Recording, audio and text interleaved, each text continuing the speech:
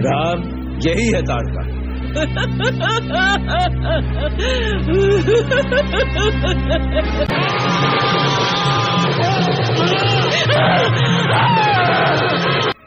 धन्य हो राम, तुम्हारी जय हो।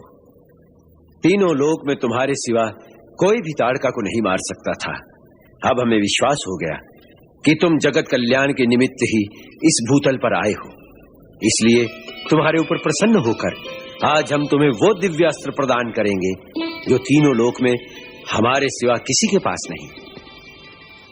अपने अनुग्रह, अपनी कृपा का पात्र मानकर आपने इस दास का गौरव बढ़ा दिया है मुनिराज।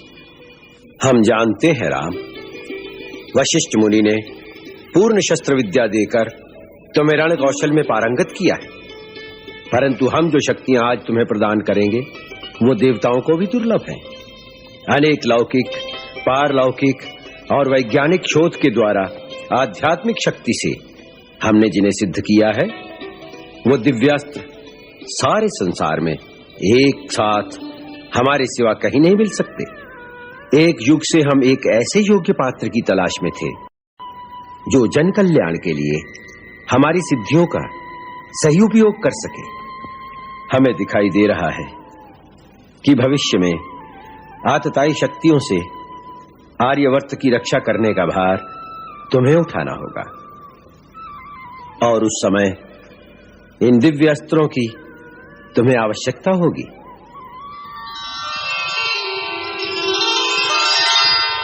राम, क्षत्रियों के लिए शस्त्र आवश्यक है, परंतु शस्त्र धारण करने के भी कुछ नियम होते हैं।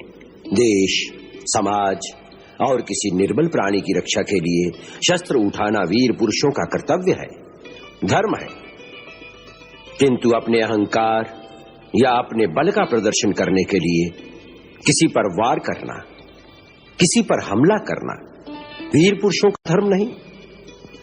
मैं जो विद्या तुम्हें प्रदान कर रहा हूं उसकी गुरु दक्षिणा यही होगी कि किसी निर्दोष पर उसका उपयोग नहीं करोगे, परंतु जहां पाप, अत्याचार और अन्याय देखोगे वहां पापी और दुराचारी का संहार करने के लिए शस्त्र अवश्य उठाओगे।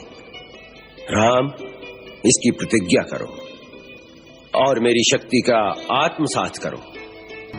राम, अब मैं तुम्हें इन दिव्य अस्त्रों के आवाहन, संचालन और विसर्जन के मंत्र बताऊंगा, जिनके प्रभाव से तुम देवता, गंधर्व, नाग, असुर सब पर विजय पा सकोगे। वत्स, अस्त्रों में कई प्रकार की शक्तियां होती हैं। कुछ शक्तियां वैज्ञानिक अनुसंधान से पैदा होती हैं, कुछ आध्यात्मिक साधना से दिव्य लोकों से प्राप्त होती हैं, कुछ शस्त्र परमाणु शक्ति से संपुष्ट होते हैं, कुछ मन की शक्ति से चलते हैं, कुछ मंत्र शक्ति से प्रेरित हैं और कुछ बाण वो हैं जो अपने फलक पर दिव्य शक्तियों को धारण करके चलते हैं, जैसे शिव का शूलवत नामक अस्त्र, ब्रह्मास्त्र, श्री नारायण अस्त्र। दुष्टा ताड़का का नाश करके आपने हमारे मन को ये विश्वास दिला दिया कि अब हमारे यज्ञ अनुष्ठान निर्विघ्न पूर्ण हो सकेंगे।